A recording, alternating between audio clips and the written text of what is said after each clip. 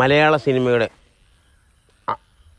അത്ഭുത ഘടകമായി മലയാള സിനിമയുടെ വിജയം വമ്പൻ വിജയത്തിലേക്ക് ഓരോ ഇതിലും പോകുന്ന സമയത്ത് 2024 തുടക്കം മുതൽ ഈ 6 മാസത്തിനിടയ്ക്ക് മലയാള സിനിമ ഇന്ത്യൻ സിനിമയുടെ അവിഭാജ്യ ഘടകമായി മാറിക്കഴിഞ്ഞു. മലയാള സിനിമയുടെ തുടർ ഉന്നതിക്കും തുടർ വിജയങ്ങൾക്കും ഞാൻ അമേസിംഗ് എന്ന ഞാൻ മനസ്സുകൊണ്ട് പ്രാർത്ഥിക്കുന്നു. സിനിമ എന്ന വ്യവസായം മലയാള സിനിമയുടെ ഔന്നത്യത്തിലേക്ക് പോവുകയാണ്. ഓരോ സിനിമയും മമ്മൂട്ടിയും മോഹൻലാലും എല്ലാവരും തകർത്തഭിനയിക്കുന്നു. മമ്മൂട്ടി, മോഹൻലാൽ, സുരേഷ് ഗോപി, ജയറാം, ദിലീപ്, പൃഥ്വിരാജ്, ദുൽഖർ സൽമാൻ, ഫഹദ് ഫാസിൽ, ആസിഫ് അലി, അങ്ങനെ എല്ലാ സിനിമാ താരങ്ങളുടെയും സിനിമകൾ ഇങ്ങനെ എല്ലാവരുടെയും സിനിമകൾ ഔന്നത്യത്തിലേക്ക് പോകട്ടെ എന്ന് ഞാൻ എൻ്റെ ഹൃദയം കൊണ്ട് ഞാൻ പ്രാർത്ഥിക്കുന്നു.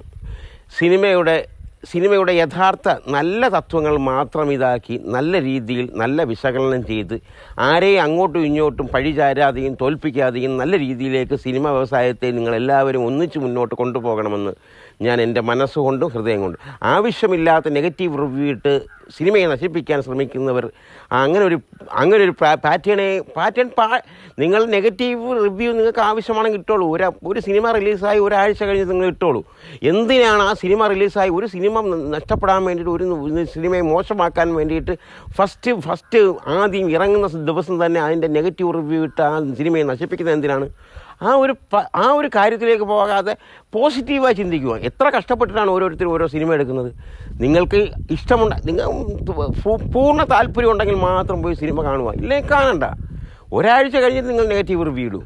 പക്ഷേ നെഗറ്റീവ് റിവ്യൂ എന്ന കാര്യത്തിന് വേണ്ടി വെറും നെഗറ്റീവ് എന്ന് പറഞ്ഞ ഒരു ഇതിലേക്ക് പല ആളുകളും നെഗറ്റീവ് പറയുന്നത് തെറ്റില്ല, പക്ഷേ നെഗറ്റീവ് പറയാൻ വേണ്ടി നെഗറ്റീവ് പറയുന്ന ആ ഒരു രീതിയിലേക്ക് പോകാതെ മലയാള സിനിമ എന്ന വ്യവസായത്തെ വമ്പൻ